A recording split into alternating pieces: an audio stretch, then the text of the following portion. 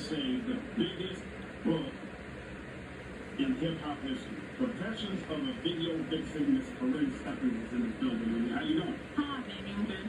What is the purpose of you writing this book? Well, initially when I wrote the book, I wrote it for myself.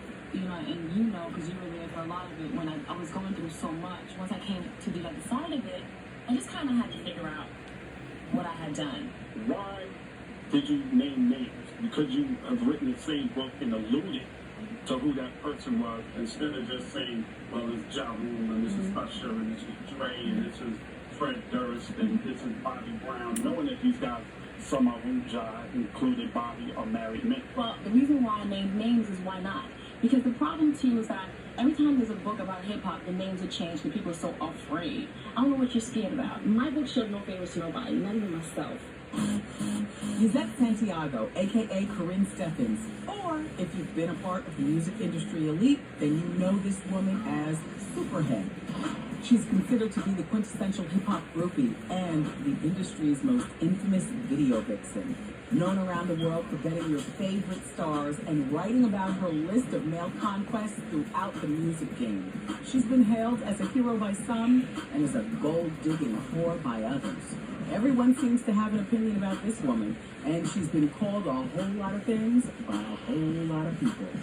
Junior come bucket. The whole of all holes. She's a liar. She's ridiculous. She's whack. I thought she just had some issues. Corinne is nuts. Good head or super head, whatever they call you. Whatever Miss Stephens thinks she isn't the first woman to use sex to get the attention of powerful men. The tactic isn't new by any stretch. Still, many young, starry-eyed, untalented females succeed in catching a contact buzz off celebs by sexing them up backstage or after a music video shoot. This is the typical life of a Hollywood jump-off. But to really understand the minds and motivations of today's hip-hop groupies, we need to listen in on the experts. I'm not, this is Don Magic-Juan, and I'm chairman of the board of famous players everywhere. And this is my definition of a groupie that hangs around hip-hop, because, you know, I be around hip-hop. And by me being a professional ladies man, I definitely understand the extent of what the female is in there to do. She want her bills paid. She want to try to have a baby. How can I set this individual up where I can get part of his earnings? These are some of the things that groupie females do that involve themselves in hip-hop. They are very trickery. It ain't all about just laying down and sex and getting rid of them. These females are much too smart today. And hip-hop players, you gotta watch them. In terms of like sucking and pumping your way to the top, like straight up, it can be done. I think that my relationships with celebrities, whether I slept with them or whatever, I definitely think it has gotten me further. I definitely do. I think that being sexy and guys wanting to fuck you can always get me further. I do, as a woman, I truly believe that. When I give it to you, it's gonna be right. Oh, so you are? You're gonna fuck me? Yeah. Are you hard right now? Just get me. You'll see.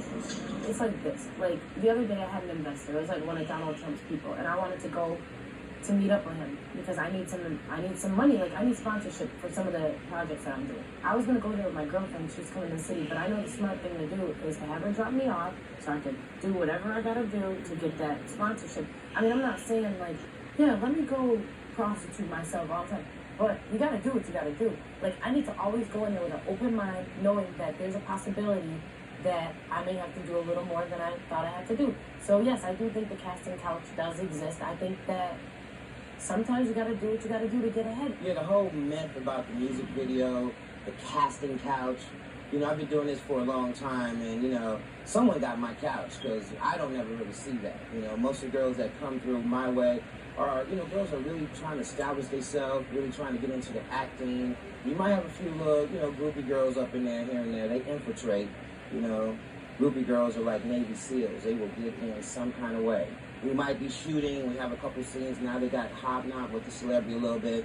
Next time we see them, they're coming out the artist trailer, trying to fix their hair, spruce it up, do all that. It's not just that hip-hop gets more press for having groupies. There is more of a female presence on a hip-hop video set, your average hip-hop video set, than there is on your average rock video set or your average gospel video set. There have always been groupies. There have always been groupies. Ever since a man stepped up on a stage, there have been women who want to get a piece of him on some level. You know, I was one of the earliest groupies in the rock and roll world in the mid to late 60s. And my first book on with the band was a big bestseller. It was all about my exploits with Led Zeppelin and the Doors and the Who and the Byrds. It's the inspiration that, you know, you get inspired by that and you want to be a part of it. You want to exchange.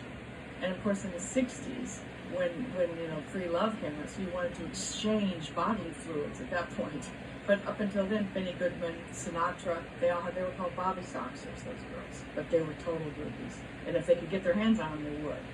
And then after that, the pop idols, they were called Top 40 Fuckers, is the name of the girls, the groupies had been.